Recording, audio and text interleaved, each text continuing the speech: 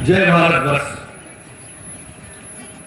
मेरे भाइयों, बहनों, माताओं, बड़े बुजुर्गों, बच्चे और बच्चियों, आप सभी को सादर जय हिंद, जय सुभाष। आज हम सब इस सतयुग तीर्थ की इस पावन धरा पर इकट्ठा हुए हैं। किस लिए इकट्ठा हुए हैं? आज ही के दिन 23 जनवरी 1897 को महानायक नेताजी सुभाष चंद्र बोस का जन्म हुआ था। महानायक नेताजी का सुभाष चंद्र बोस जी का जन्म कटक उड़ीसा में हुआ था और वो स्थान एक ऐसा पवित्र स्थान है कि जहां उनका जन्म हुआ था उस गांव का नाम संभल था और मुरादाबाद उसकी तहसील थी। संभल गांव में नेताजी सुभाष चंद्र बोस का जन्म हुआ था और तहसील जो थी वो मुरादाबाद थी। मेरे साथियों, ये 23 जनवरी 1897 का एक ऐसा विषय है, हम लोग इसे निष्कलंक अवतार के रूप में इसलिए मनाते हैं, प्रत्येक वर्ष मनाते हैं कि आज ही के दिन एक ऐसी शख्सियत का, एक ऐसे महामानव का, एक ऐसी ब्रह्म सत्ता का जन्म हुआ जो हमारे देश के लिए नहीं, पूरी दुनिया के लिए एक अद्वितीय व्यक्ति है। पूरी दुनिया में नेताजी सुभाष चंद्र बोस का अगर देखा जाए, पूरी दुनिया के लोग उनका सम्मान करते हैं। ये नहीं कि उनका सम्मान नहीं करते, पूरी दुनिया के लोग। आजादी का जब आंदोलन चल रहा था, आपने देखा है बचपन से उनके अंदर दो भावनाएं थी जो आज आजादी से 15 अगस्त 1947 से लेकर के आज तक के नेताओं में वो दोनों चीजें नहीं है जो नेताजी सुभाष चंद्र बोस में थी।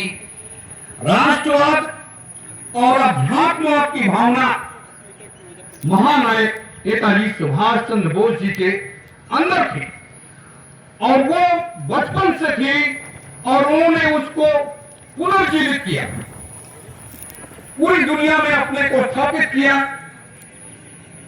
उनके पिता जानकीनाथ बोस, माता प्रभावती से अगर सीखा जाए तो किस तरीके से उस विचारधारा से लड़ते हुए और उन्होंने कितना संघर्ष किया। महात्मा गांधी की विचारधारा में जब गए तो वहां भारतीय राष्ट्रीय कांग्रेस के वो राष्ट्रीय अध्यक्ष बने। राष्ट्रीय अध्यक्ष बनने के बाद वहां की विचारधारा को जब देखा सुभाष बाबू ने, तो ये पाया कि ये तो ब्रिटिश गवर्नमेंट की संस्था है। ब्रिटिश गवर्नमेंट ने भारतीय राष्ट्रीय कांग्रेस पार्टी का, इसका निर्माण करने वाले वही लोग हैं। ये वो ह्यूम भारतीय राष्ट्रीय कांग्रेस पार्टी का निर्माण किया था। उसके अध्यक्ष बनने के बाद उसकी जो अंदर की चालें थी, जो आज वर्तमान सरकारों की चालें हैं, उस चालों को समझने के बाद उन्होंने वहां से रिजाइन दे दिया। रिजाइन देने के बाद फॉरवर्ड ब्लॉक में गए। फॉरवर्ड ब्लॉक के जब वो अध्यक्ष बने, उसके अध्यक्ष बनने के बाद पुनः वो उस धारा में गए, और उन्होंने एक बड़ा अभियान बड़े स्तर पर, राष्ट्रीय स्तर पर उन्होंने शुरू किया। वो अभियान उनका क्या था? आजादी। भारतवर्ष उस समय अंग्रेजों का गुलाम था और आजादी के लिए लोग संघर्ष कर रहे थे। बहुत से हमारे युवा क्रांतिकारी बच्चे और बच्चियां शहीद हो रहे थे।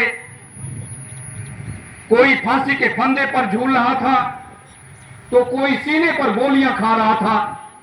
यह हमारे देश की सबसे बड़ी स्थितियां थी। वहां सभी लोग लड़ रहे थे, हिंदू भी लड़ रहे थे, मुसलमान भी लड़ रहे थे, सिख भी लड़ रहे थे, ईसाई भी लड़ रहे थे। सारे राजनीतिक लोग लड़ रहे थे, सब लोग सभी धर्मों के लोग संघर्ष कर रहे थे कि भारत से अंग्रेजों को जाना चाहिए। लेकिन हालात और स्थितियां ऐसी बिगड़ी कि वो सामने आकर के खड़ी हो गई। मेरे साथियों, कितने संघर्षों के बाद तथाकथित आजादी भी मिली, लेकिन जब नेताजी ने यह देखा कि हम भारत में रह करके देश को आजाद नहीं करा सकते, नजरबंदी की हालत में वो विदेश चले गए। जब वो विदेश चले गए तो वहां पर उनको एक व्यवस्था करनी थी और उन व्यवस्थाओं से संघर्ष करते हुए हिटलर से भी मिले, मुसोलिनी से भी मिले और उसके बाद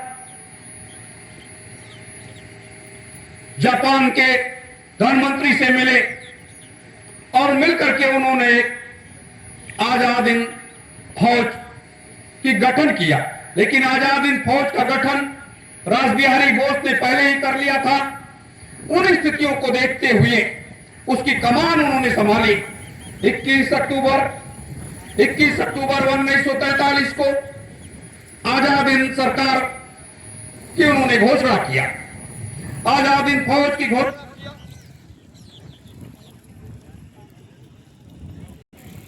मेरे साथियों, 40 को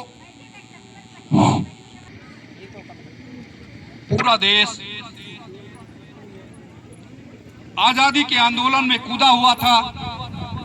उधर नेताजी सुभाष चंद्र बोस आजाद हिंद फौज को लेकर के एक नारा दिया, चलो दिल्ली, दिल्ली ज्यादा दूर नहीं है।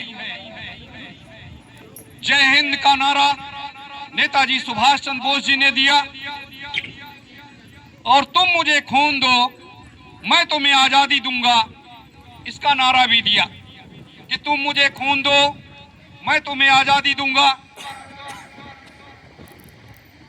ये अंग्रेजों की हालत खराब हो गई कि अब क्या होगा। और इधर करो या मरो आंदोलन दब जाने के बाद उस समय पूरे देश में कोई आजादी नहीं मांग रहा था। अगर कोई आजादी के लिए लड़ रहा था तो वो महानायक नेताजी सुभाष चंद्र बोस थे और उनकी आजाद हिंद फौज थी जो आजादी के लिए लड़ रही थी। और आजाद हिंद सरकार की स्थापना करने के बाद वो दौर शुरू हुआ। मेरे साथियों, आज हम आप सब इतने लोग इकट्ठा हुए हैं। आज जैसे देश में भ्रष्टाचार, लूटपाट, डकैती, कत्लेआम खुलेआम हो रहा है, देश में एक नया बदलाव लाने के लिए कोई नहीं संघर्ष कर रहा है कि देश में एक बदलाव आना चाहिए, देश में एक नई शासन व्यवस्था आनी चाहिए। ऐसा नहीं। उसी तरीके से उस समय भी अंग्रेजों के भय से लोग दब गए थे और जब अंग्रेजों ने यह देखा कि अब तो मुझे ज्यादा दिन यहां हम नहीं रह सकते हैं, तो भारतीय राष्ट्रीय कांग्रेस पार्टी के बड़े नेताओं से एक समझौता किया और इधर पंडित जवाहरलाल नेहरू, राष्ट्रपिता महात्मा गांधी, खुद ये लोग कहते थे कि अगर नेताजी सुभाष चंद्र बोस दिल्ली की तरफ आगे बढ़े तो खुद हम तलवार लेकर के उनका मुकाबला करेंगे और उनको भारत में नहीं आने देंगे। जापान की सहायता से हम भारत में नेताजी की सरकार नहीं बनने देंगे। सोचिए, जिनको आज हम राष्ट्रभक्त कहते हैं, अब आप बताइए ये क्या है। और उसी महानायक नेताजी सुभाष चंद्र बोस को सम्मान नहीं मिला, हमारी सरकारों ने सम्मान नहीं दिया, वर्तमान सरकारों ने हमारी सम्मान नहीं किया। और नेताजी सुभाष चंद्र बोस को जब ये तथाकथित योजना बना करके कि 18 अगस्त 1945 को नेताजी सुभाष चंद्र बोस की हवाई जहाज दुर्घटना में मृत्यु हो गई, ये पूरा देश सुनकर के स्तब्ध रह गया।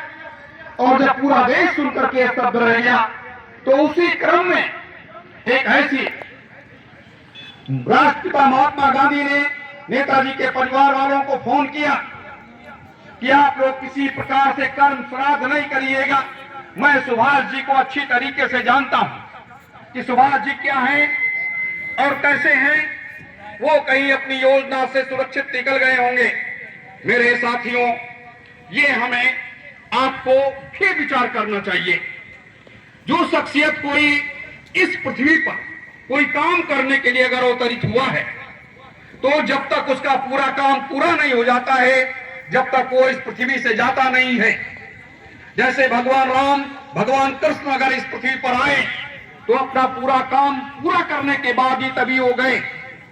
उसी तरीके से महानायक नेताजी सुभाष चंद्र बोस एक निष्कलंक अवतार के रूप में इस पृथ्वी के ऊपर उन्होंने अवतार लिया है। ये उनका कहा जाए तो तीसरा जन्म है। मेरे साथियों, आज के इस दौर में, आज के इस परिप्रेक्ष्य में, लेकिन जब अंग्रेजों ने इस स्थिति को देखा कि अब क्या करें, तो उन्होंने कांग्रेस से समझौता करना शुरू किया। और इधर नेताजी सुभाष चंद्र बोस ने महात्मा गांधी से आकर के मिले और नेवी में और डाक विभाग में विद्रोह करा करके वो कहा, बापू आप किसी प्रकार से समझौता नहीं करिएगा और हम बड़ी आसानी के साथ आजादी को ले लेंगे और एक भी अंग्रेजों को यहां से जाने नहीं देंगे। अंग्रेज इस चालों को समझने लगे, लोग घबरा उठे कि अब क्या किया जाए। ऐसे हालात में, ऐसी परिस्थितियों में पूरा देश स्तब्ध था। नेवी का विद्रोह होने के बाद अंग्रेजों के पांव उखड़ गए और वो घबरा उठे। फिर उन्होंने समझौता करके आजादी का समझौता कर लिया। 15 अगस्त 1947, 14 अगस्त 1947 की मध्यरात्रि में देश का बंटवारा हुआ। देश का क्या बंटवारा हुआ? भारत और पाकिस्तान बना। हिंदू और मुसलमानों की लाशों पर देश का बंटवारा हुआ और वो देश का बंटवारा आज भी हमारे लिए घातक साबित होता है, जिसको आज तक देश के कोई भी राजनीतिक, कोई भी प्राइम मिनिस्टर, कोई भी प्रधानमंत्री देश का 911 समझौतों की फाइल संसद के पटल पर नहीं रख पाए। देश का 911 समझौता है, आजादी का 911 समझौता है और उस समझौते को आज तक संसद के पटल पर नहीं रख पाए। और जिसमें पहला समझौता है कि नेताजी सुभाष चंद्र बोस जिंदा या मुर्दा अगर मिल जाते हैं तो उनको ब्रिटेन के हवाले करना पड़ेगा। और उनके ऊपर ब्रिटेन सरकार ने एक मुकदमा चलाना शुरू किया, द्वितीय विश्व युद्ध अपराधी का, जो आज भी वो मुकदमा चल रहा है। वर्तमान सरकारें भी उसे समाप्त करने के लिए तैयार नहीं है, उस मुकदमे को खत्म करवाने के लिए तैयार नहीं है। अब आप सोचिए, एक व्यक्ति एक बार जन्म लेता है और एक बार ही उसकी मृत्यु होती है। बराबर बार बार मृत्यु नहीं होती, एक बार ही होती है। लेकिन नेताजी सुभाष चंद्र बोस 23 जनवरी 1897 को दिन में 12:12 पर जन्म लेने के बाद, दिन में 12:12 पर जन्म लेने के बाद 13 बार उनकी मृत्यु हुई है। 13 समाधियां उनकी बनाई गई हैं और 13 जगह हमारी सरकारों ने उसको साबित किया है कि ये नेताजी की समाधि स्थल है और यहां नेताजी थे और मर गए। लेकिन उसका जवाब दे पाने में हमारी सरकार आज तक सफल नहीं है। और 13 बार मारने के बाद, 13 समाधियां बनाने के बाद भी आप विचार कर लीजिए, हमारी सरकार कहती है, वर्तमान में नरेंद्र मोदी की सरकार कहती है कि नेताजी सुभाष चंद्र बोस की मृत्यु नहीं हुई। उनके ऊपर हम मुकदमा चलाते रहेंगे, उनके खिलाफ में समझौते करते रहेंगे। ये कौन कर रहा है? हमारी सरकारें कर रही हैं, जो पार्लियामेंट के अंदर बैठे हुए लोग हैं। 543 लोग जो पार्लियामेंट के अंदर बैठे हुए हैं, वो सब ब्रिटिश गवर्नमेंट के एजेंट हैं। वो भारत सरकार नहीं है, वो ब्रिटिश गवर्नमेंट के एजेंट हैं। भारत देश नहीं है, भारतवर्ष नहीं है, भारत एक गणराज्य है। और ये क्यों है? ये नेताजी सुभाष चंद्र बोस के उस रास्तों के तहत चलने के कारण है। हमारी सरकारें बराबर उसको दबाने का प्रयास करती हैं।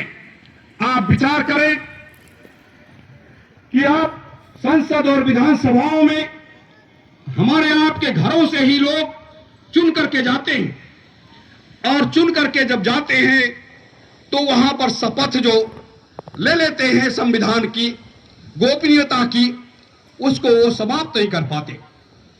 जब ये 18 मई 1992 को संगठन बना, संगठन बनने के बाद हम लोगों ने आवाज को बुलंद किया कि नेताजी सुभाष चंद्र बोस जीवित हैं।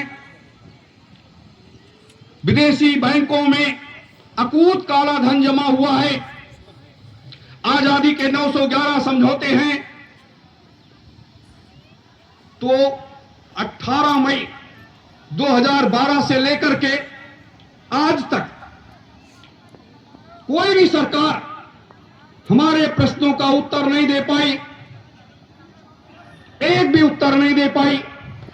सुप्रीम कोर्ट में भी जाने के बाद उसको दूसरे रास्ते से कर दिया गया, उस पर भी विशेष वो नहीं किया गया। मेरे साथियों, जिस मुंह से हमारे देश के संसद विधानसभाओं में बैठे हुए सांसद और विधायक कहते हैं आजादी आजादी, आप कैसी आजादी ले रखे हैं? जब आजादी का समझौता है, 911 समझौता है, तो आपको आजादी कहां है? जब इस मुहिम को हम लोगों ने आगे बढ़ाया, सरकार ने दबाने का प्रयास किया। जब माननीय अटल बिहारी वाजपेयी की सरकार तीसरी बार बनी तो उन्होंने हम लोगों के मांग को देखते हुए एक जस्टिस मनोज कुमार मुखर्जी जांच आयोग कमीशन का गठन कर दिया। जब जांच आयोग कमीशन का गठन किया, उसमें काफी मामले होने लगे, तो अपने संगठन के राष्ट्रीय संचालक बाबा भंडारी जी को उसने अंतर्राष्ट्रीय गवाह के रूप में प्रथम वरीयता दिया। अंतर्राष्ट्रीय गवाह के रूप में प्रथम वरीयता दिया और उस वरीयता के तहत सारे सबूत, सारे दस्तावेज मनोज कुमार मुखर्जी को फैजाबाद गेस्ट हाउस में सौंपा गया। सौंपे जाने के बाद जब सारी रिपोर्ट बन करके तैयार हुई तो मनोज कुमार मुखर्जी ने उस रिपोर्ट को उस जगह एंड किया कि 10 नामी बाबा के रूप में महान संत सम्राट सुभाष ही असली नेताजी सुभाष चंद्र बोस हैं। ये उसने अपने रिपोर्ट में लिखा है कि 10 नामी बाबा के रूप में महान संत सम्राट सुभाष असली नेताजी सुभाष चंद्र बोस हैं, जो 15 अगस्त 2003 की मध्य रात्रि में मुजैना आश्रम छोड़ करके चले गए। आगे जांच की आवश्यकता है। ये उस रिपोर्ट में आखिरी इंड लिखा हुआ है।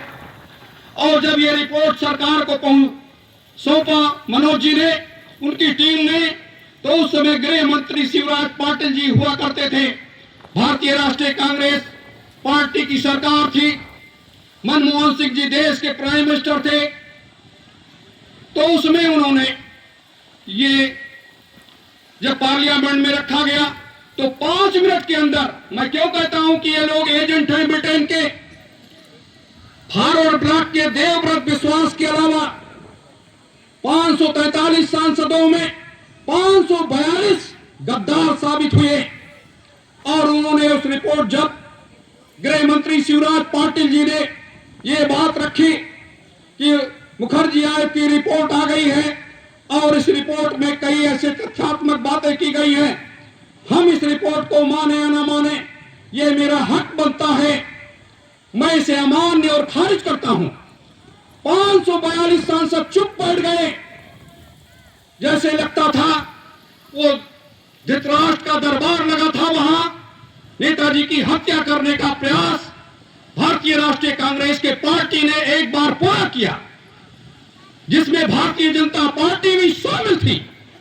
और जब ये दोनों मिलकर के 542 सांसदों ने मिलकर के जब ये हत्या किया और सबने सर ऐसे झुका लिया, जैसे भीष्म पितामह और द्रोणाचार्य कृपाचार्य ने अपना सर सबने झुका लिया था। द्रौपदी को भरी सभा में नग्न करने का जब प्रयास किया जा रहा था तो वो रिपोर्ट अमान्य खारिज कर दी गई। और 2021 तक उस पर प्रतिबंध लगा दिया गया। वो रिपोर्ट सार्वजनिक नहीं की गई। और जब माननीय नरेंद्र मोदी जी की सरकार आई, हम लोगों ने बहुत प्रयास किया, लेकिन उस पर इन्होंने कोई सुनवाई नहीं किया। कैसे कह दे कि भारतीय जनता पार्टी राष्ट्रभक्त पार्टी है या राष्ट्रवाद इनके अंदर कूट कूट करके भरा है। इन्होंने भी उसको 2029 तक बढ़ा दिया कि 2029 तक मुखर्जी आयोग की रिपोर्ट उसे सार्वजनिक नहीं किया जाएगा। इधर हम लोगों का आंदोलन बढ़ता जा रहा था। मनोज कुमार मुखर्जी को इस भारतीय जनता पार्टी की सरकार ने नजरबंद कर दिया। उनके घर में उनके नाते रिश्तेदार तक भी नहीं मिल पाए। एक स्टिंग छोटा सा किया गया जिसमें उन्होंने खुलेआम इस बात को कहा नेताजी है, नेताजी जीवित हैं और इस सारे तथ्यों को देखने के बाद आने वाला समय नेताजी का होगा। फिर जैसे ये रिपोर्ट आई, हमारी माननीय नरेंद्र मोदी जी की सरकार ने उनको नजरबंद कर दिया गया। उनके नाते रिश्तेदार तक भी नहीं मिल पाते थे, तो खत्म हो गए वो। तो ये सरकारें कभी नहीं चाहती। और उस पार्लियामेंट की घटना को बताएं, रात में 9:30 बजे जिस दिन संसद में चर्चा हुई, 9:30 बजे देवव्रत विश्वास को सोनिया गांधी के घर पर बुलाया गया। और सोनिया गांधी के घर पर जाने के बाद जो भी वार्ता हुई, वार्ता होने के बाद वहां से एक बड़ी सी अटैची लेकर के इनके गाड़ी में रखा गया और इन्होंने भी चुप्पी साध लिया। तो 543 सांसद सारे के सारे बिक गए। अब आप सोच सकते हो कि कितना कठिन और कैसा मामला है। कौन से राष्ट्रवाद की बात करते हैं ये लोग? आपका तिरंगा झंडा है, लेकिन तिरंगे झंडे में जो 24 तीलियों का चक्र बना हुआ है वो आपका नहीं है। वो ब्रिटेन की महारानी विक्टोरिया के मुकुट में 24 तीलियों का चक्र जो बना हुआ था उसको लाकर के स्थापित किया गया। ये लॉर्ड माउंटबेटन के पर्सनल सेक्रेटरी बीपी मेनन ने एक पुस्तक लिखी, द ट्रांसफर ऑफ पावर। उसमें ये पूरा बहस का कच्चा चिट्ठा लिखा हुआ है। अशोक के स्तंभ में 32 तीलियां हैं और इसमें 24 तीलियां हैं। राष्ट्रगान, लोग कहते थे भारतीय जनता पार्टी और आरएसएस राष्ट्रवादी पार्टी है, राष्ट्रगान को नहीं बदल पाए, झंडे को निशान को नहीं बदल पाए। जनगण मन अधिनायक जय हे भारत भाग्य विधाता। 1911 में जब यह देश गुलाम था पूर्ण रूप से, जॉर्ज पंचम जब इस देश में आया था, उसके स्वागत में रविन्द्रनाथ टैगोर ने यह गीत तैयार करके दिया था और उसको गाया गया था, जनगण मन अधिनायक जय हे भारत भाग्य विधाता। आप हमारे देश के भाग्य विधाता हैं। हम उठते हैं तो सुबह आपका नाम लेकर के उठते हैं, सोते हैं तो मैं आपका नाम लेकर के सोता हूं। ये हमारे देश का राष्ट्रगान है। तीसरा संविधान बाबा साहब भीमराव अंबेडकर का मैं बहुत सम्मान करता हूं। वो एक बहुत बड़े समाज सुधारक थे, लेकिन उनकी बहुत सी चीजें दबा दी गई। संविधान का पहला पन्ना इंगित करता है India that is Bharat shall be to union of state. ये पहला पन्ना हमारा है। यानी अब आप विचार करें कि क्या है ये। और भारत का संविधान ब्रिटेन की पार्लियामेंट में पहले पास कराया गया, उसके बाद फिर यहां संविधान पर चर्चा हुई और चर्चा होने के बाद हमारे बाबा साहब ने यह बात कही 4 सितंबर 1953 को राज्यसभा की एक कार्रवाई में कि सभापति महोदय, मुझे दुख होता है जब लोग कहते हैं कि आपने संविधान का निर्माण किया, लेकिन मैंने तो संविधान की एक लाइन है कि मैं तो ड्राफ्टिंग कमेटी का चेयरमैन था। आरटीआई के तहत अगर आप मांगेंगे कि बाबा साहब भीमराव अंबेडकर संविधान निर्माता है या नहीं, तो उसमें लिख करके आएगा ड्राफ्टिंग कमेटी, बाबा साहब भीमराव अंबेडकर ड्राफ्टिंग कमेटी के चेयरमैन। ये आरटीआई के तहत जवाब मांगेंगे तो आपको यह जवाब मिलेगा। मेरे साथियों, तो भारत की तीनों चीजें नहीं है। अगर तीनों चीजें हमारे देश की होती तो भारत गणराज्य नहीं होता, भारत वर्ष होता, भारत एक देश होता और भारत के हम पूर्ण रूप से नागरिक होते। भारत के हम पूर्ण रूप से नागरिक न होने के कारण हमें कहीं कुछ कहा जाता है कि अब ये कार्ड बनवा लीजिए, अब ये कार्ड बनवाइए, अब ये बनवाइए, ये बनवाइए, वो बनवाइए। यही बार बार किया जाता है। तो ये तमाम तरीके से नियम लागू किए जाते हैं। आप बताइए, आज का ये पवित्र दिन जिसे हम निष्कलंक अवतार दिवस के रूप में मनाते हैं प्रतिवर्ष, ये देश ऐसे तो चलेगा नहीं। जब मुगलों का साम्राज्य आया, लोगों ने संघर्ष किया, उनकी गलत नीतियों का संघर्ष किया, और जहां अच्छी नीतियां थी वहां सनातनी लोगों सबने उसका सम्मान किया। लेकिन आगे चल करके दूसरा रास्ता क्या बना? दूसरा, जब अंग्रेज आए, अंग्रेजों ने जब गलत करना शुरू कर दिया, लोग उसके खिलाफ खड़े हो गए और एक आजादी की मुहिम छेड़ दिया। पूरे देश में आजादी की मुहिम छिड़ गई। पूरा देश उद्वेलित हो गया कि ये मेरा देश है, आपको यहां से जाना होगा। अंग्रेजों को जबरदस्ती भाग करके अपनी जान बचानी पड़ी, मजबूरन भागना पड़ा भारत से, कि भगत सिंह, चंद्रशेखर आजाद, बिस्मिल, अशफाक जैसे हजारों लाखों लोगों ने उनके खिलाफ खड़े हो गए। और जब खिलाफ खड़े हो गए तो ये स्थितियां गुजरनी शुरू हुई, और अंत में सुभाष जी के आते आते ये सारी कहानी खत्म होती चली गई। मुझे सबसे बड़ा गर्व होता है कि हम सब अपने को कहते हैं कि हम सच्चे राष्ट्रवादी लोग हैं और सच्चे अध्यात्मवादी लोग हैं। अगर राष्ट्रवाद की विचारधारा लोगों के अंदर होती, हमारे देश के राजनेताओं के अंदर होती, तो ये राष्ट्रवादियों का सम्मान करना जानते। लेकिन हमारे देश के नेताओं के अंदर राष्ट्रवाद की विचारधारा नहीं है। जिनके अंदर लूट की नीति की विचारधारा है, लूट नीति की विचारधारा है। अगर अध्यात्मवाद की विचारधारा होती तो भारतवर्ष सभी धर्म संभाव का देश है, सभी धर्मों का सम्मान करते, सभी जातियों का सम्मान करते।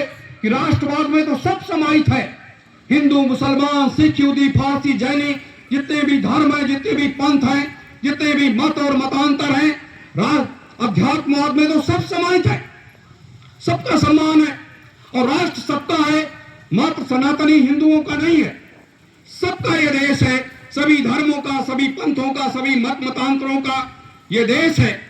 मेरे साथियों, इसलिए ये संघर्ष करते करते मैंने अपने 33-34 सालों का जो अनुभव है देश और विदेशों में जाने के बाद,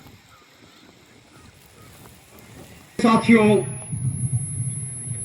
ये हमारे देश के राजनीतिज्ञों का एक इतिहास है। हमारे पूर्वजों से गलतियां हुई, हम पंडित नेहरू को दोष देते हैं, गांधी को देते हैं कि लोगों ने जो गलतियां की, उस गलतियों को सुधार करने का आने वाली पीढ़ियों का कर्तव्य था, लेकिन उसी पद चिन्हों पर चलने का कर्तव्य नहीं था। लेकिन ये लोग उसी पद चिन्हों पर चलते चले जा रहे हैं और देश को खोखला करते चले जा रहे हैं। भारतवर्ष एक ऐसा देश है कि भारतवर्ष की जनसंख्या इससे 20 गुना ज्यादा हो जाए तो भी भारत में कोई बेरोजगार नहीं रहेगा, हर आपको नौकरी और रोजगार मिलेगा। लेकिन ये सोच हमारे देश के राजनेताओं की नहीं है। हमारे देश के राजनेताओं की एक दूसरी सोच है कि उनको तो जो दे दिया जाता है ब्रिटिश गवर्नमेंट से तैयार करके, अमेरिका से जो तैयार करके दे दिया जाता है, उसको ये लोग उसी हिसाब से उसको फॉलो करते हैं और उस पर चले जाते हैं। लेकिन हम सुभाषवादी लोग नेताजी सुभाष चंद्र बोस को अपना आदर्श मानते हैं और ये हम लोगों का बहुत बड़ा सौभाग्य है कि महान संत सम्राट सुभाष जी के नेतृत्व में बड़ा काम करने का मौका मिला और उनके नेतृत्व में बैठ करके राजनीतिक व्यवस्था को सीखने का और समझने का मौका मिला। और दूसरी कि भारतवर्ष की व्यवस्था का संचालन कैसे किया जाए और कैसे करना चाहिए, वो सब जानने का मौका मिला। मेरे साथियों, आज जब देश के इस हालात की तरफ आगे बढ़ने लगे, हमारे देश के राजनीतिक लोग जब इस हालात की तरफ बढ़ने लगे, तो हमें आपको ठोस निर्णय लेना पड़ा। ठोस निर्णय लेना पड़ा कि देश को जब बेचने पर तुल गए, देश के राजनीतिक लोग जब देश को बेचने पर तुल गए और देश की अकूत संपदा को 44 लाख रुपए, भारतवर्ष की अकूत संपदा को हमारे देश के राजनेताओं ने, बड़े बड़े उद्योगपतियों ने, पूंजीपतियों ने, बड़े बड़े प्रशासनिक अधिकारियों कर्मचारियों ने विदेशी बैंकों के खजानों में भर रखा है। 44 लाख रुपए का आंकड़ा हमारे पास है जो विदेशी बैंकों के खजानों को भर रखा है। एक एक आदमी का हिस्सा 3.5 करोड़ रुपए पड़ता है। अगर वो वापस ले आया जाए और भारतवर्ष की 2 अरब के ऊपर आबादी मान ली जाए तो 3.5 करोड़ रुपए के ऊपर एक एक व्यक्ति का हिस्सा पड़ता है। अब इन नेताओं को आप कैसा मानोगे? जातिवाद की तरफ जाओगे कि राष्ट्रवाद की तरफ जाओगे, धर्म की तरफ जाओगे या अध्यात्म की तरफ जाओगे? आज जरूरत हमें राष्ट्रवाद और अध्यात्मवाद को जिंदा करने की जरूरत है। राष्ट्रवाद अध्यात्मवाद हमारा जिंदा हो जाएगा, हमारा भारतवर्ष सुरक्षित हो जाएगा और इन लुटेरे नेताओं से इतना तो अंग्रेजों ने नहीं लूटा, इतना तो मुगलों ने नहीं लूटा, जितना 77 वर्षों में हमारे आपके घरों के लोगों ने लूट करके वही धन विदेशी बैंकों में ले जाकर के रख दिया और अपने घरों में कैद कर लिया और अपने ऐशो आराम में खर्च करना शुरू कर दिया। आप विचार करिए, अब आप इनके ऊपर कैसा विश्वास करेंगे? नेताजी सुभाष चंद्र बोस के जन्मदिन के शुभ अवसर पर ये हमारे आप सबके लिए एक बड़ा संकल्प है कि हमें भारतवर्ष को बचाना है, गुलामी से बचाना है, पुनः गुलामी से बचाना है। पुनः गुलामी का क्या मतलब? जो हमारा समझौता है 911 समझौता, उसके तहत एक माध्यम बनाया गया है कुछ लोगों को, जिससे सत्ता का हस्तांतरण करने में भी कोई समस्या ना आए, देश की चलाचल संपत्ति को भी उसको अपने हैंड ओवर करने में समस्या ना आए। ये सारी नीतियों पर हमारे देश के राजनीतिक लोग काम कर रहे हैं, लेकिन हमें आपको इसको सुधारना होगा, इसके लिए संघर्ष करना होगा और आगे बढ़ना पड़ेगा। देश के युवा, देश का नौजवान, देश का किसान, देश का मजदूर, देश के बच्चे और बच्चियां, ये सब जब आवाज लगाना शुरू कर देंगे तब जाकर के ये इन काले अंग्रेजों से हमें आपको निजात मिलेगी और एक नया संकल्प की धारा बहेगी। हम लोगों ने 2027 विधानसभा का चुनाव क्यों निर्धारित किया? उत्तर प्रदेश और उत्तराखंड में चुनाव लड़ने का संकल्प इसलिए किया कि उत्तर प्रदेश भारतवर्ष का एक सिरमौर प्रदेश है, एक आत्मा है। उत्तर प्रदेश भारतवर्ष की एक आत्मा है। तो उस आत्मा को पकड़ने का प्रयास किया गया, कि उस आत्मा में बैठने का प्रयास किया गया कि आप उत्तर प्रदेश से जीत जाते हो, उत्तराखंड आप जीत जाते हो, तो आप पूरे भारतवर्ष में एक नया इतिहास आप लिखोगे, पूरे भारतवर्ष में एक नया इतिहास लिखोगे। और जब एक नया इतिहास लिखोगे तभी एक रास्ता निकलेगा। हमारे तमाम महापुरुषों ने बड़े बड़े संघर्ष किए, चाहे आजादी का आंदोलन हो, तमाम बड़े बड़े संत महात्माओं ने, अगर किसी ने हत्या की आवाज उठाया तो उसको गोलियों से भून दिया गया। यह काम श्रीमती इंदिरा गांधी ने किया। वर्तमान सरकारों ने, जो वर्तमान सरकारें हैं, अगर कोई भी आवाज उठाता है तो उसको दबा दिया जाता है। हम लोगों ने जब बड़े पैमाने पर आवाज उठाई 2000 में, तो उस आवाज को भी दबाने का प्रयास हमारी सरकारों ने किया, भारतीय जनता पार्टी की सरकार ने किया। मेरे साथियों, ये सब एक दूसरे से मिले हुए हैं। एक सांपनाथ है तो एक नागनाथ है। चाहे जो भी पार्टियां हैं, ये सांप, तो इसमें ये सब लिपटी हुई हैं। जब ये सब लिपटी हुई है तो हमें एक रास्ते को तैयार करना पड़ेगा। ये रास्ता वास्तविक रास्ता है और यही वो रास्ता है जिस रास्ते से हम लोगों को चलना होगा। आज जैसे आपने देखा कि हम लोगों ने ये आजादी सरकार का तिरंगा झंडा लगाया और ये भारतीय सुभाष सेना का झंडा लगाया, उनके जन्मदिन पर लगा करके खुशियां मनाई और ये उस परमपिता परमात्मा से प्रार्थना किया कि नेताजी सुभाष चंद्र बोस जी, महानायक नेताजी सुभाष चंद्र बोस दीर्घायु हों और वो हजारों सालों तक इस पृथ्वी के ऊपर रह करके और इस वसुंधरा को, मतलोक को एकदम से सही सुधार करके एक नई व्यवस्था की तरफ लेकर के जाएं। ये हम लोगों का एक संकल्प है। इसीलिए भारतीय सुभाष सेना ने आज के इस संकल्प दिवस को अपने सभी मुद्दों को तैयार किया।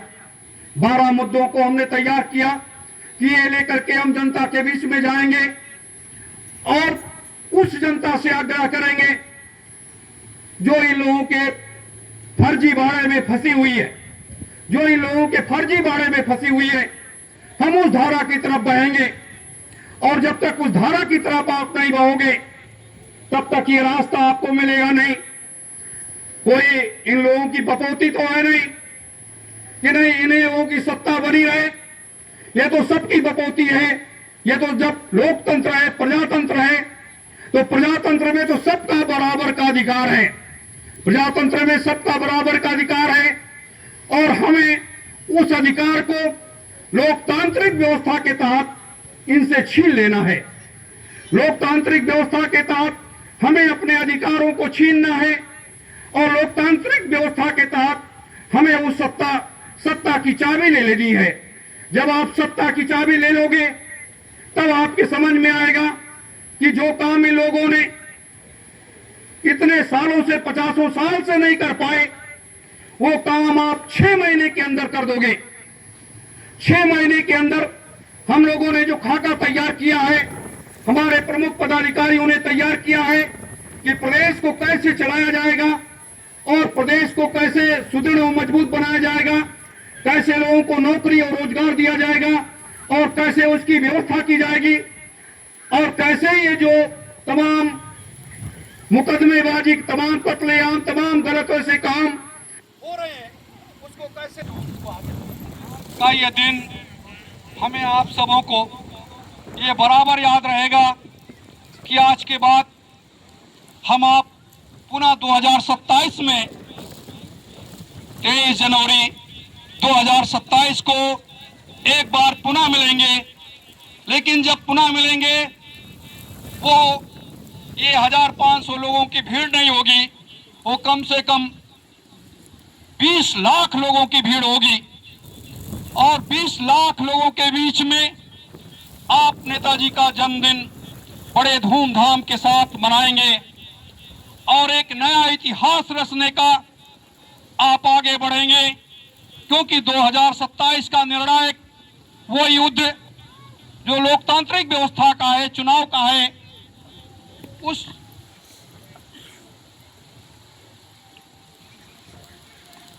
उस लोकतांत्रिक व्यवस्था में हम आप सब लोग एक बड़े लक्ष्य की तरफ आगे बढ़ेंगे कि 23 जनवरी 2027 और मार्च तक, अप्रैल तक जब आपकी सरकार बन जाएगी तब इस सतयुग तीर्थ की पावन भूमि पर एक बार पुनः इकट्ठा होकर के उस लक्ष्य को केंद्रित करेंगे कि जो ये सारी व्यवस्था को हमें आपको सुरक्षित चलाना है।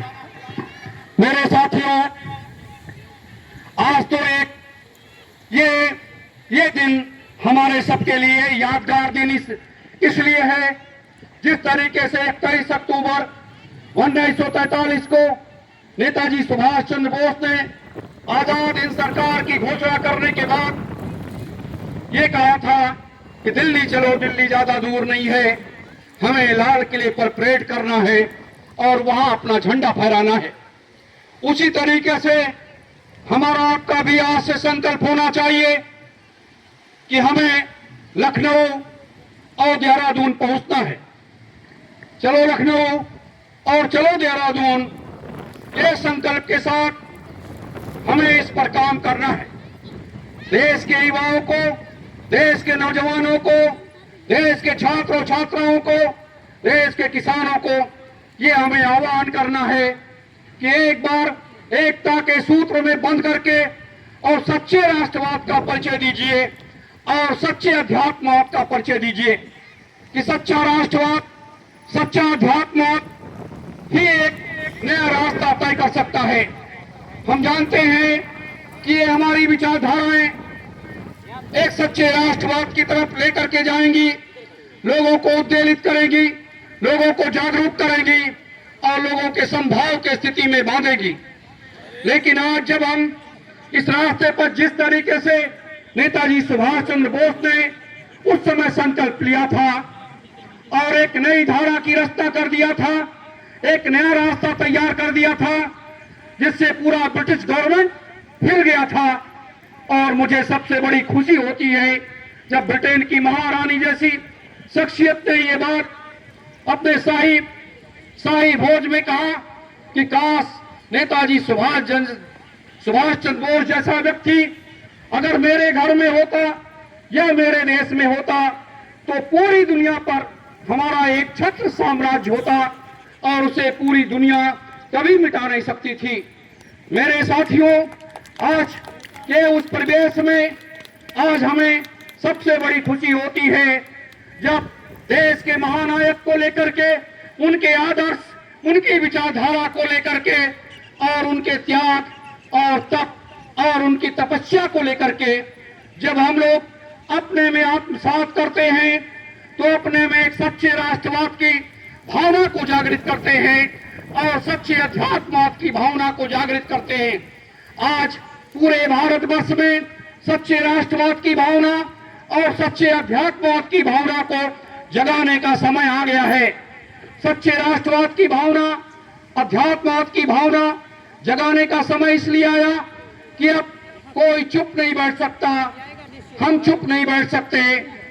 हम इस आवाज को लेकर के जन जन के बीच में जाएंगे, पूरे देश में जाएंगे, गांव में जाएंगे, कस्बों में जाएंगे, शहरों में जाएंगे, स्कूलों में जाएंगे और अपनी मजबूत बात को रखेंगे कि ये हमारा राष्ट्रवाद है और यही हमारा अध्यात्मवाद है।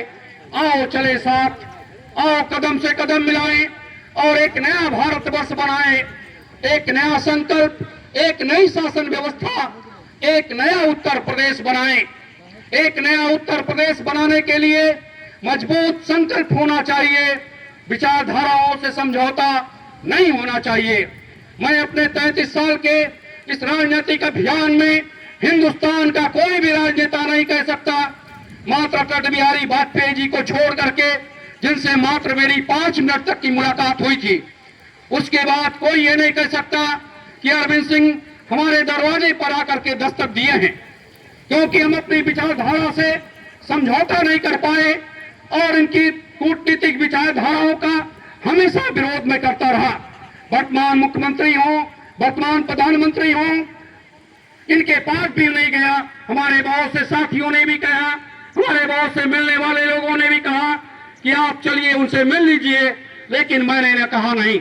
इसलिए मैं उनके साथ उनसे मिलने नहीं गया, क्योंकि वो बूचड़खाने चलवाते हैं, मांस का व्यापार करते हैं, वो शराब का व्यापार करते हैं। इसलिए मैं उनके साथ उनको मिलने नहीं गया, क्योंकि हमें भी पाप लग जाता, हमें भी दोष लग जाता। जब आमने सामने आप बैठोगे, उनके श्वास आपके श्वास दोनों में मिलेंगे, टकराएंगे, तो आपकी शक्ति आपकी छीन होने लगेगी। तो ऐसे हालात स्थितियों में हमारे देश के प्रधानमंत्री ने या हमारे मुख्यमंत्री ने या हमारे देश के राजनेताओं ने, जो नेताजी सुभाष चंद्र बोस के सबसे बड़े गुनाहगार हैं, ये लोग गुनाहगार हैं। ये लोग न देश के समझौते को सार्वजनिक करना चाहते हैं और न देश को पूर्ण रूप से स्वतंत्र करना चाहते हैं और न नेताजी सुभाष चंद्र बोस को ये लोग लाना चाहते हैं। इसलिए नेताजी सुभाष चंद्र बोस को लाने के लिए, एक नई शासन व्यवस्था की स्थापना के लिए आपको संघर्ष करना पड़ेगा, आपको आगे बढ़ना पड़ेगा और आपको अपने स्वयं को उस योग्य तैयार करना पड़ेगा। उस योग्य जब आप तैयार कर लोगे, आप तैयार हो जाओगे, तो पूरा देश आपके पास पीछे चलने लगेगा। अभी तक तो हम लोगों ने राजनीतिक आध्यात्मिक विचारधारा की उस धारा को चुना है, उस धारा को चुना था, लेकिन आज से एक नई धारा को चुन रहे हैं कि पूरे देश को अपने में समाहित कर लेना, पूरे देश को अपने में समाहित कर लेना और उसके बाद स्वयं को, पूरे देश में स्वयं को समाहित कर देना। ये एक धारा है। जैसे एक आध्यात्मिक व्यक्ति जब साधना करने लगता है तो अपने में उस परमात्मा को आत्मसात कर लेता है और उस परमात्मा को प्राप्त कर लेता है। उसी तरीके से ये सच्चे राष्ट्रवादी लोग, सच्चे आध्यात्मिक विचारधारा के लोग ये जब अपने में आत्मसात कर लेंगे, जिस तरीके से नेताजी सुभाष चंद्र बोस ने जब आह्वान किया तो पूरा देश उनके साथ उठ करके खड़ा हुआ, विदेशों के लोग भी उठ करके खड़े हो गए और एक नई धारा उन्होंने कहानी लिख दी जो आज तक दुनिया में कोई नहीं कर पाया। मेरे साथियों, इसलिए लोग कहते हैं जब जब धर्म की हानि होती है तो भगवान का अवतार होता है, लेकिन आज इस पृथ्वी पर 95% पाप हो गया है। अभी तो परमात्मा दिखाई नहीं दिया, अभी तो आया नहीं।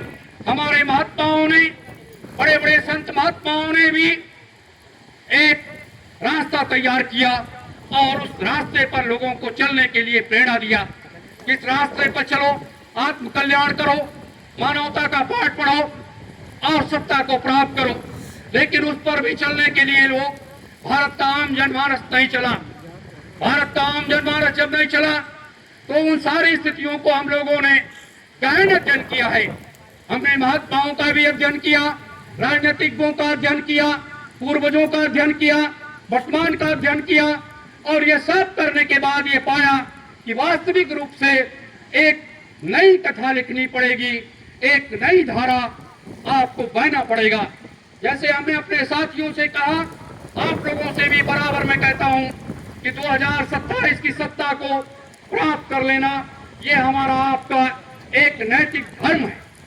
नैतिक धर्म का मतलब क्या है कि जब आप उस धारा में बहोगे, जैसे ये आदि गंगा गोमती माता बहती है, अगर हम इसमें तैरना चाहें तो बड़ी आसानी के साथ तैर सकते हैं। अगर आपको तैरना आता है, नहीं आता है तो आप डूब जाओगे, आप उसमें डूब जाओगे। और अगर तैरना आता है तो आप इस पार से उस पार हो जाओगे।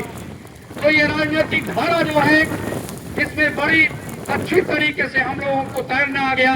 हमारे गुरुदेव ने, हमारे महापुरुषों ने हम लोगों को राजनीति की धारा में तैरने का अच्छा अभ्यास करा दिया कि किस तरीके से इसमें तैरना है और तैर करके इस पार से उस पार कैसे जाना है। तो अब उस पार चलना है, इस पार नहीं रहना है, उस पार चलना है।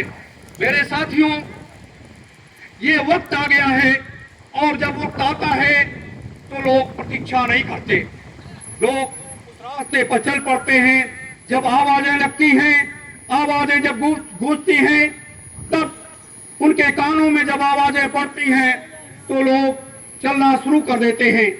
आज उसी तरह से हम लोग इस धारा की तरफ बहना शुरू किए हैं और आप सब लोग एक संकल्प लेकर के जरूर जाएं कि हमें एक राष्ट्रवाद और अध्यात्मवाद की विचारधारा से ओतप्रोत होना है। राष्ट्रवाद, अध्यात्मवाद कि जब आप विचारधारा से ओतप्रोत हो जाओगे तब आपको रास्ता मिलता चला जाएगा। अभी तो हम लोगों ने ये शुरुआत किया है। इस जन्मदिन का इंतजार था जो आज हम लोग यहाँ बैठ करके बना रहे हैं। मेरे साथियों, ये वक्त आ गया है, हमें इनसे लड़ना होगा। इन असुरी प्रवृत्ति की विचारधाराओं से लड़ना पड़ा होगा और इन असुरी शासकों से हमें लड़ना पड़ेगा। हमें इन असुरी शक्तियों से लड़ना पड़ेगा। अगर आप इनसे लड़ने के लिए कमर नहीं कसोगे तो काम कैसे होगा। भगत सिंह, चंद्रशेखर आजाद, बिस्मिल, अशफाकुल्लाह, रोशन लाड़ी जैसे लोगों ने जब एक संकल्प कर लिया कि हमें अंग्रेजों से लड़ना है और जब अंग्रेजों से लड़ना है तो उन्होंने हिला दिया, अंग्रेजों की चूल्हे हिला दी। हम आप सोचते हैं कि हम इनसे लड़ेंगे कैसे। ये तो बाहुबली लोग हैं, इनके पास तो सत्ता है, इनके पास अपार धन, वैभव, मान सम्मान है। भारत का आम जनमानस क्या आपके साथ चलेगा?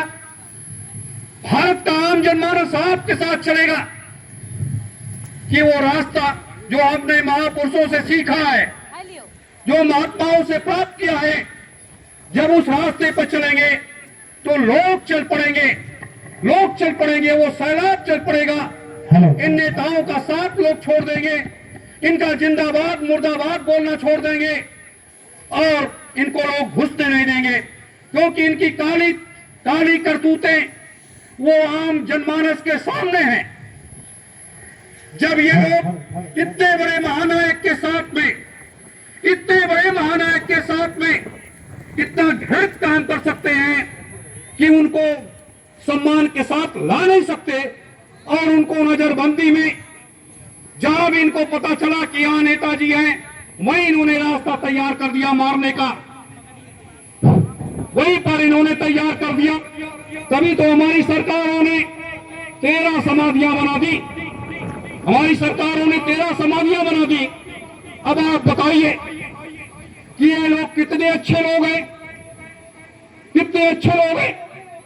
एक राष्ट्रभक्त को, एक महानायक को, जिसने देश की आजादी की लड़ाई में जिसका इतना बड़ा संघर्ष रहा हो, उसके साथ इन्होंने, इन राजनेताओं ने इतना घृणित काम किया है, तो आज उसका बदला भी आपको लेना है। क्योंकि जब तक आपके अंदर चाणक्य के तरीके से बदले की भावना की आग आपके अंदर नहीं धधकेगी, भारत के आम जनमानस के अंदर नहीं धधकेगी, तब तक आपके अंदर वो वेग नहीं आएगा। जैसे ये हवा चल रही है, हमें आपको लग रही है, उसी तरीके से आपकी विचारधारा इस तरीके से होनी चाहिए कि वो संसार, वो आम जनमानस के दिमाग में आपकी विचारधारा बढ़ जाए।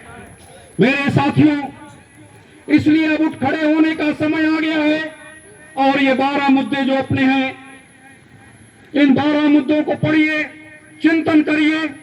इसी में पूरा प्रदेश की सारी शक्ति समाहित है, और ये पूरी शक्ति इसी में समाहित है, और इससे पूरे प्रदेश का कल्याण हो जाएगा और एक नई शासन व्यवस्था की स्थापना हो जाएगी।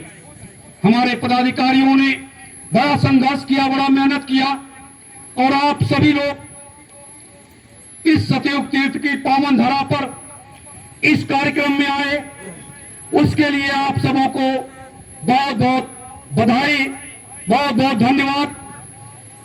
और इसी तरह से आप हम लोगों के साथ में कदम से कदम मिलाते रहें और आगे बढ़ते रहें, और एक नए रास्ते पर चलने का अपने अंदर जज्बा और जोश पैदा करते रहे। मेरे साथियों, मैंने ये जो देखा है, जो पाया है और जो समझा है, यही वास्तविक इस धारा की एक रास्ता है।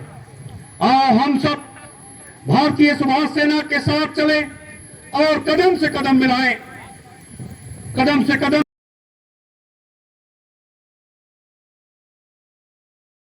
में बढ़ाएं। मेरे साथियों, आप लोगों के अंदर एक जज्बा है, एक जोश है। हमारे तमाम नौजवान भाई यहां मौजूद हैं, उनको भी अपने अंदर की विचारधारा को जागृत करना होगा, क्योंकि नौजवानों में वो जोश और जज्बा होता है, कुछ कर गुजरने की क्षमता होती है, और वो बहुत कुछ कर सकते हैं। जैसे हम लोग जब छोटी सी उम्र में संत सम्राट जी के सानिध्य में गए, तो वहां जाने के बाद ये जो देखा, जो पाया, जो सीखा, उनसे वो समाज को देते रहे।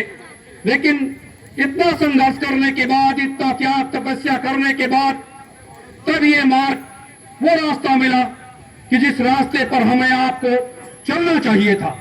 आज एक सत्ता की भूख ऐसे नहीं है।